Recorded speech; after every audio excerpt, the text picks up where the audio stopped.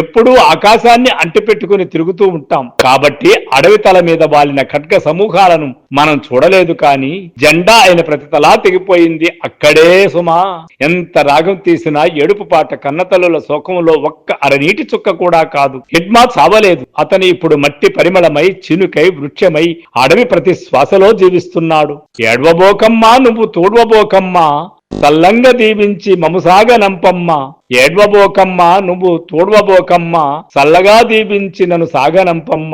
నిజాన్ని నింగికెత్తి భయాన్ని పారదోలి 10 మంది కొరకు నిలిచి ప్రాణాలనైనా ఇచ్చి అనే విప్లవ గీతం ఆ తల్లిని చూస్తే గుర్తుకు వస్తుంది. హిడ్మా గురించి ఆలోచన పరులు, విప్లవ ప్రేమికులు ఏమనుకుంటేనే ఆమె కడుపుకోత తీరుతుందా? క్షణముక యుగంగా పిల్లల కోసం ఎదురు చూసి అలసి సొలసింది ఆ పిచ్చి తల్లి.